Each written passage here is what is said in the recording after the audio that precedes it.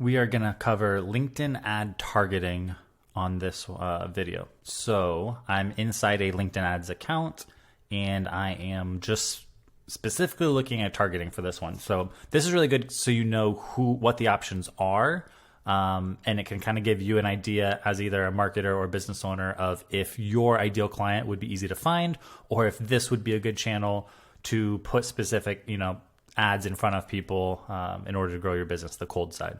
So first off, you have the general. Every single ad platform has this where you can target by location. You can pick the countries, regions.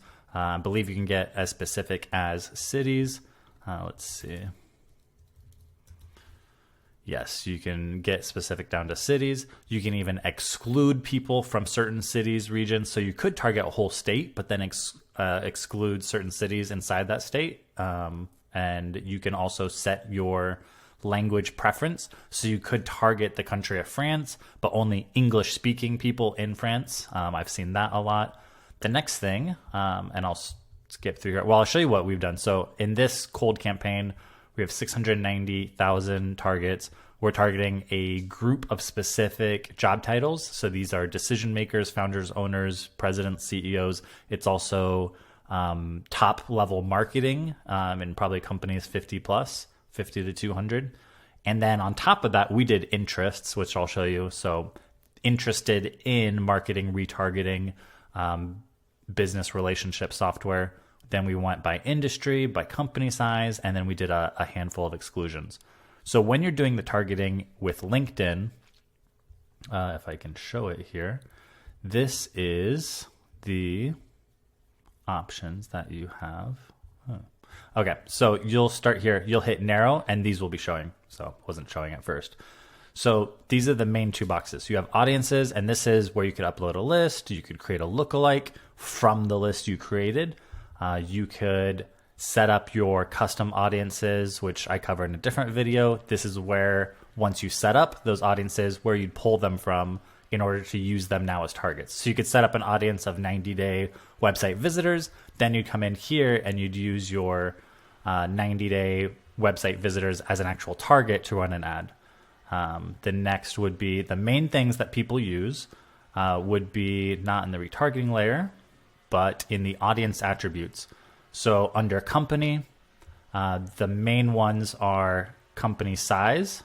So you select the company size that you'd like, the company industry, and has industries and sub-industries.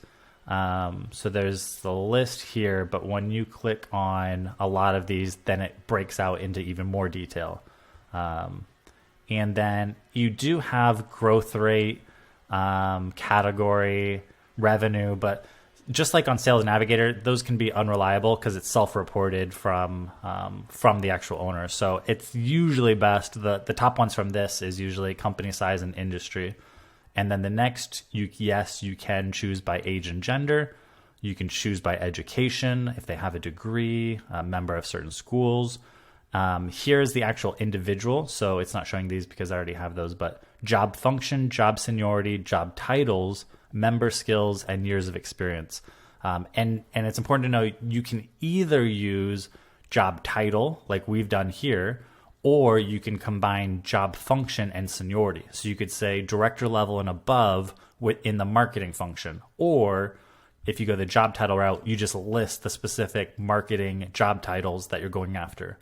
And then you have years of experience, skills. So skills is cool, and it's a searchable. So you could say, you type in marketing, and then you see all the different kinds of skill sets they have. So that can be helpful. Again, it's self-identified, so it also probably eliminates less active LinkedIn users because probably people who have actually taken the time to really set up an account would have those filled in. And then the other really big ones. So on the company side, it's industry and company size are usually the big ones. And then on the individual person, job experience, it's job titles or function and seniority. And then I do like to use the interests.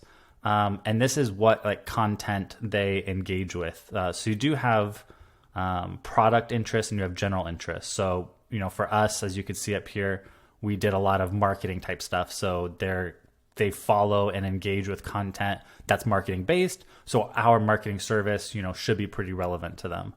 And then the traits are things like frequent contributors, active on LinkedIn, frequent travelers, job seekers, open to education, open to relocation, recently promoted. So there's a lot of cool combinations that you can, and that's why most people love LinkedIn for building a new cold audience, because on Facebook, it's kind of like they follow Gary Vee, they're in the United States, and they like dogs, and then you put ads in front of them. You start with some 5 million person group and let its algorithm do its thing. But here, you can create a very, very, very specific criteria of who you want to reach out to. And the cool thing is, probably my favorite thing is, you can use all of these criteria in addition on the retargeting layer. So like you saw up here, I could actually say they fit all this criteria. They visited our website in the last 90 days, and they're from these industries, this seniority level, from these company sizes, and in this geography.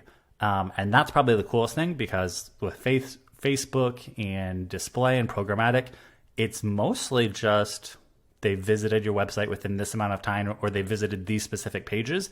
You aren't able to also qualify them in addition with additional filters like LinkedIn lets you do. So I think that's a really powerful tool that makes LinkedIn's retargeting and their cold audience creation probably one of the best that's out there.